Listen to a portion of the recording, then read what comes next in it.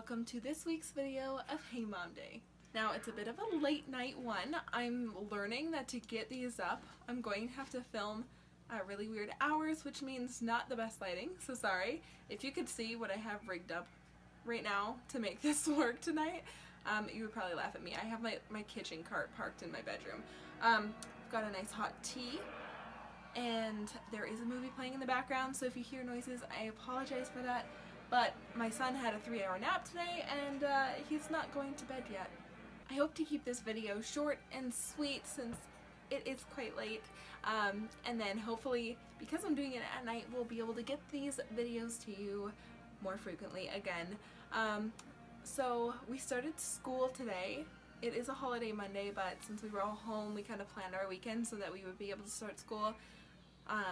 Just because of the way our school schedule works, I kind of wanted it to start on a Monday so that we would have the full week. Cody was actually home then to help me out, and he got to kind of help teach with me, which was really nice because now I'm schooling 2 kids. And I was a little bit last year, but now it's like we're starting to really do some preschool stuff with Grayson, and of course preschool things are very hands-on.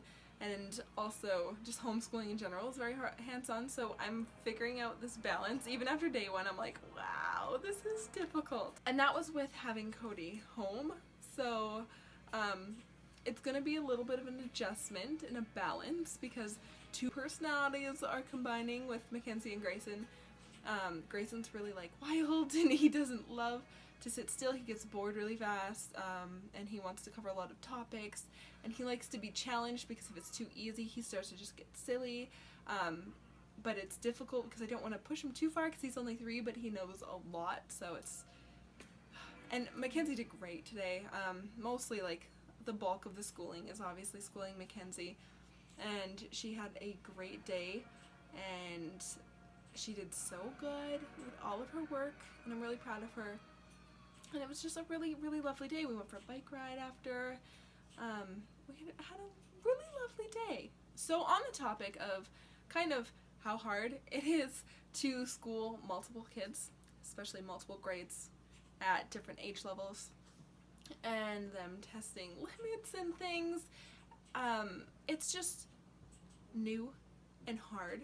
And I think it's just like one of those things, you know, in motherhood we have so many things that are hard, and every time we like overcome something a new bump comes up, which is kind of how it works. So touching on that, I just wanted to kind of talk about something today with you, and instead of making this a super talky video, I'm going to just share some tips because I know this has been asked over the past couple of years since I've been doing these Hey Mom Day videos, and it always comes up and I feel like it's always changing, but it's always needing to be touched on, and that is how I cope with stressful situations and just the overall stress of motherhood, just generally hard times, and staying a patient and loving mother. And I think if we all have goals, this is always one of them on the top of the list for all of us, like no matter how you parent. And I'm just going to throw out this disclaimer here if you are new. I mess up all the time, not patient all the time, not nice all the time, but I feel like I've got a pretty good grip on it because I feel like nobody can be that nice all the time, and if you are, I don't know if I trust you. But anyway, you get the idea. These are just things I do to keep myself grounded and help me be a nice human being. Self-care is probably the most important part of me being patient, and just I feel like if you don't take care of yourself, how can you possibly take care of anybody else? And I feel like we hear that so much now. Self-care, self-care, self-care. And it's definitely talked about so much for a very good reason.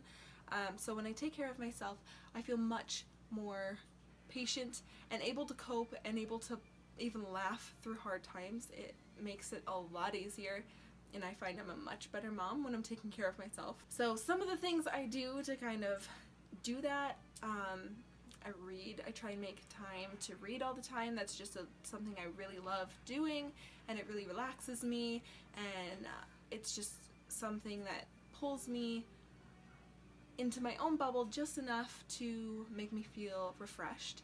and I try to do no screen time about an hour before I go to sleep at night, which is really important because the nights that I don't, I have a really hard time falling asleep, and I already have a really hard time falling asleep, and I know a lot of you are like that too, which, yay, I'm not alone, but it sucks that none of us can sleep. So I find going to bed and reading with no screens, no phone checking, anything like that really helps me, and I personally need to get better at that because I still suck sometimes. You guys hear this from me all the time, but yoga, it helps me so much. It just makes me a nicer person.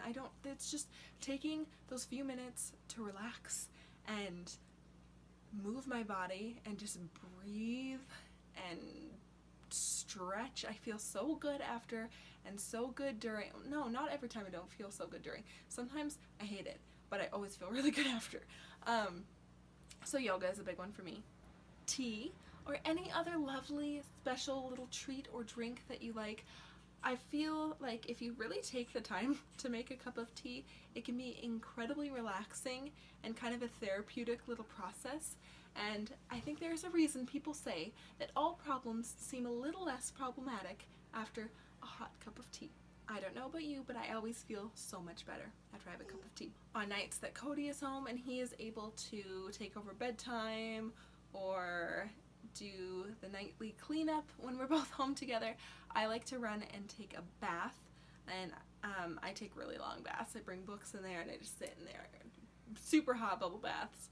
I bring a drink and I just read and read and read, and it really helps relax me and just makes me feel better. Getting outside is something super important that I don't always want to do, but I know that every time I just get outside in nature, it makes me feel 100 times better. Like, no matter what kind of mood I'm in, no matter what is going on, I could be having the worst day and be like, I am the worst mom ever today. And if we just go for a walk, things feel a lot nicer. It's better for the kids. They enjoy it.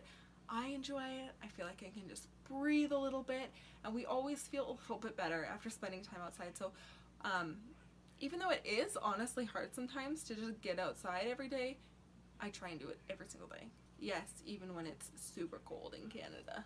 That's coming up soon. I talked a little bit about this last week, but playing with the kids and actually getting down has been helping me just relax a lot, which is weird because I never, when I'm overwhelmed or feeling stressed or just kind of feeling a little bit weighed down by the duties of motherhood, I don't usually want to get down and play on the floor with little toys and stuff, but every time I do and just like force myself to do it, I feel so much better after. Like, I have fun, the kids have fun, we're all bonded, and attitudes after that are just so much nicer, and everybody just gets along a lot better after that, and which is a surprising one because like I said, it's always, sometimes it's the last thing I want to do, but since I've been starting to do that this summer, it's really a game changer for me. Talking to somebody, usually that's Cody when he gets home because he's my best friend.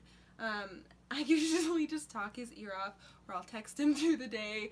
Sometimes he can answer me because he's working, but I'll be like, or just like talk and tell him all of my thoughts and problems, or sometimes I'll text or call a girlfriend, just talking about things. This is why I do YouTube as well, because just talking and having these conversations, no matter how little they are, they help me be nicer and feel better and just feel more content and not having everything bottled up inside. Something I've been doing in the last probably year and a half or 2 years now that the kids are a little bit older is I've been making sure I get out of the house once a week, and that is just a little ritual that I've created with one of my girlfriends, and I go over to her house because that just works. She doesn't have kids yet, so I don't know, it just, there's nobody to wake up at night, so we just hang out and we watch movies and we talk each other's ears off and we eat goodies and drink good drinks, and I just feel so much better. There are some times where I'm like, I don't have time to go tonight. I am so busy. I have to do laundry and I have to do these things and I just can't go tonight. I should cancel. And Cody's always like, don't you dare cancel. You get your butt out that door and you go. And every time I go, I come back and I'm like, oh, I'm so glad I went. So if you don't already do this, if you have somebody that you can like meet up with or take yourself to a coffee shop for an hour, I found that it makes a huge difference in just resetting me. I think the last thing I do that just really helps me relax and handle stresses in life is just let go of the little things. My house I used to be really, really particular about cleaning and everything, and I just let a lot of it go. I still keep things very tidy, but if like some places are kind of messy, meh. If I only mop once a week, meh. Like, I just have to let those things go, and it just makes me so much happier because I'm not always thinking about it, because honestly, we live here, who the heck cares? If somebody's coming into my house and they can't handle the fact that I have children, and children are messy creatures, then maybe that person shouldn't be over. Just saying.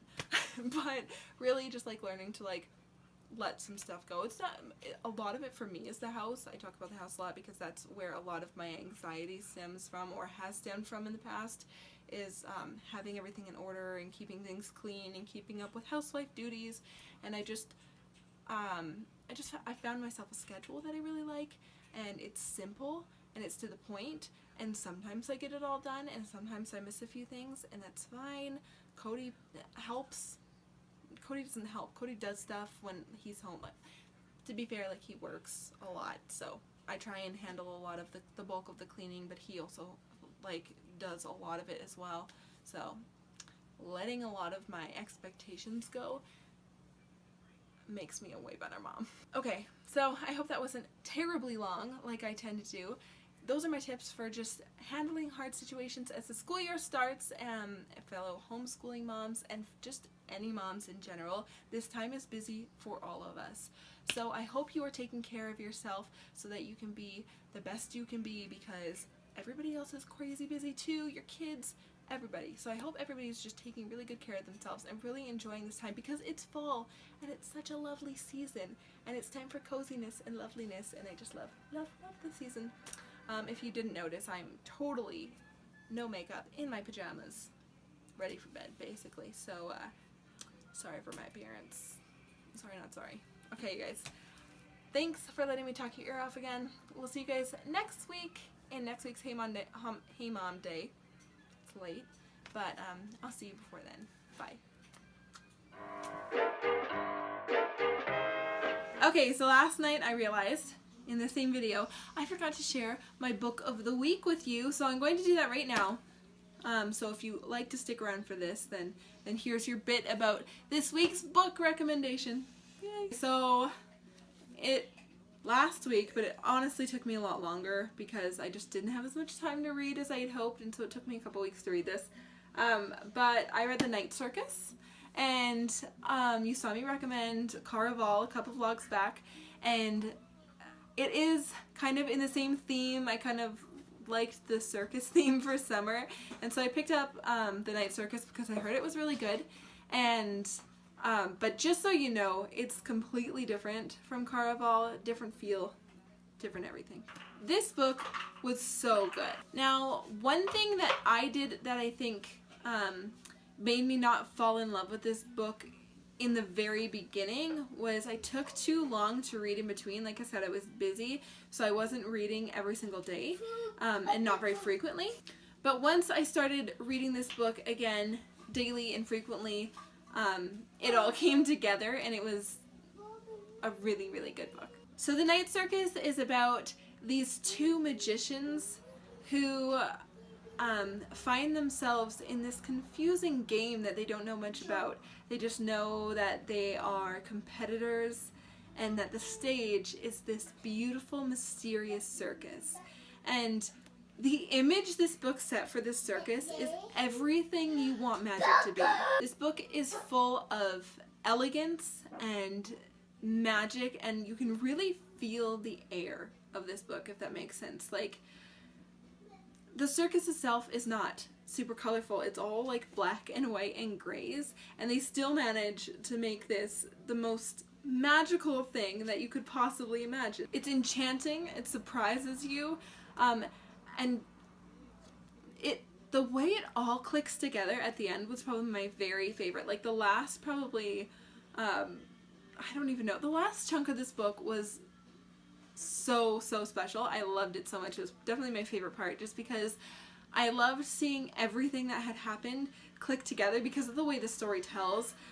It's told by like dates and times and places, and that's kind of how you follow along the story through a few people's journeys and paths, and the way it all just comes together in ways that surprise you at the end is wonderful. So if you are into fantasy books and want another circus read before fall comes, because this does take place kind of in the autumn, this is the perfect book. It's nice and long. I highly recommend it. I completely fell in love with the two main characters, Celia and Marco, and the clockmaker was definitely one of my favorite characters in this book. This was a lovely read, and I'm definitely going to reach for it again. So there you go.